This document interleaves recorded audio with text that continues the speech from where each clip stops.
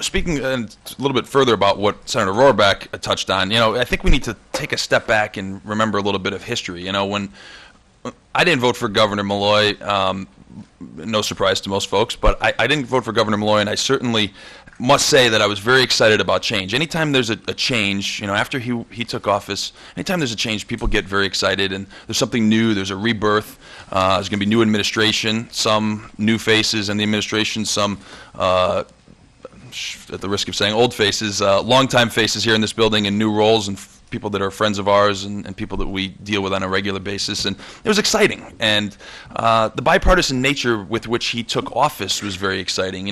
Governor Malloy once said that there's no Republican ideas or no Democrat ideas, but just good ideas. That this would not be a Democrat-only budget, but that the minority party, the Republicans in both chambers, would have a role in it. And so we took him at his word and believed that this was going to be a true bipartisan effort, knowing full well that there are vastly different ideologies on both sides of this issue, that there are those of us who believe that we need to shrink the size of government and encourage the free marketplace to create jobs, and there are those who believe that we need to increase spending and preserve some of the benefits that we have been so richly giving over the years here in the state of Connecticut. And so, we had some meetings early on in the session, and the Republican leaders on the Finance and Appropriations Committee were invited to meet with the governor's staff, and we did, and I have to say I was very impressed. I was very impressed with the thoroughness with which they learned the issues, the thoroughness with which they put together the budget, the openness with which they shared that budget with us in the days prior to the budget address that the governor gave in February. And then, occasionally we'd see the staff in the building, and we'd chat with the OPM staff and the administration staff and get together and talk about, things generally speaking, what we like and what we don't like. How's life? What's going on? How's everything going? What do you think about this idea? What do you think about that idea? And then we would see occasionally OPM staff come in with a lot of file folders underneath their arms and march into the Finance Committee or to the Appropriations Committee, and they met with one party. And it's with that attitude, I think, that this budget was developed. This is a Democrat-only budget. This is a Democrat-only tax package that we are here voting on today. And that's a shame, because there is an alternative out there. That doesn't mean that the administration and the legislature has to take every single idea, because God knows it's hard enough to get a few people to agree on a few issues, not everybody to agree on an issue. And so there's been no real reaching out to say, hey, we really want to work with you on a tax amnesty program, or we really want to work with you on eliminating the duplicative services that we see in state government. And to me, that's a shame. The governor said publicly and privately that, he doesn't expect there to be any Republican votes for the tax package and the appropriations package that is ultimately passed. He doesn't expect one Republican vote. Well, how can we say that that was a bipartisan budget if we say, I'm writing off one group of people? I'm saying to that group of people, we don't expect you to vote for this, and many of the ideas in here you vehemently disagree with. And so, we talked about shared sacrifice, and we hear that term a lot, not just in Connecticut, we hear that term throughout this country. But where is the sacrifice, folks? You know who's really sacrificing here? People that are sacrificing are the middle class and the small business community. The same people who have to go to the gas pump and watch their gas prices increase, not just because of the world economics, but also because of state of Connecticut's tax policy. The people that are going to pay higher income taxes, the people that are going to pay taxes on clothing and footwear. We're eliminating the manufacturing and machinery equipment exemption, or we're eliminating the pilot funding for it. What do you think that's going to do to property taxpayers? What do you think that's going to do to the jobs that employ working families here in the state of Connecticut? And so there is a better way. We can reduce spending responsibly. We can preserve the social safety net responsibly. We can flat fund municipalities, and we can do it without the largest tax increase in the history of the state of Connecticut. Folks, we need to see robust economic growth here in the state for us to survive, and I don't say that lightly. I don't mean, people throw up these warning signs all the time that, states aren't going to survive, and some of them say it very cavalierly. I believe it. I believe that time is growing very short for our state.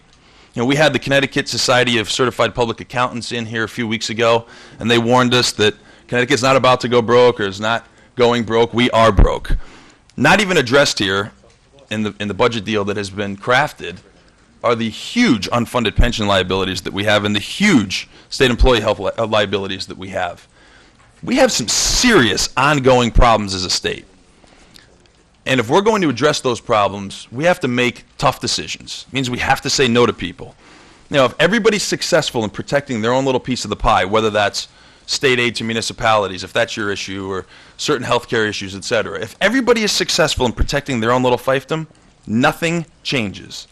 And the only thing that has changed is the fleeing of jobs and economic wealth that have left our state.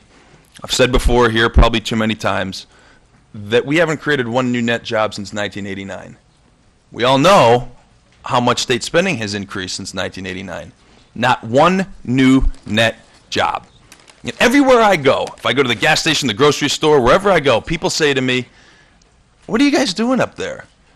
And for the first time in my life, people say, "I'm actually thinking about moving." I actually had somebody that I know personally say to me that their son was living out of state, was about to get married, and wanted to move he and his wife back here to Connecticut to be closer to their family. You know what this woman told her son? Don't do it.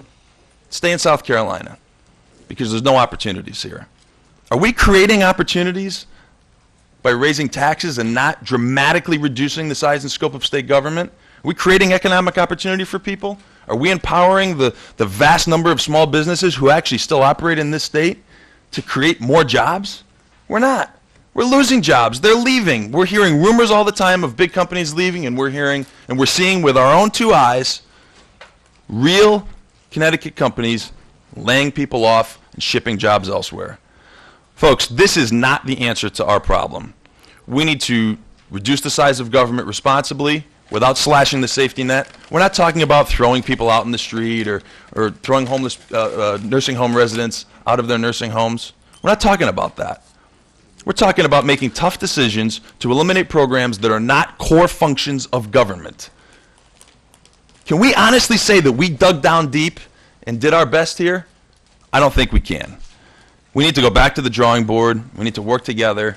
We need to find ways to reduce the size and scope of state government, and most importantly, create an economic environment that allows jobs to be created, not that discourages job creation in the private sector here in our state. So, I would associate my comments with Senator Rohrabaugh. Everybody here, folks, we all know it.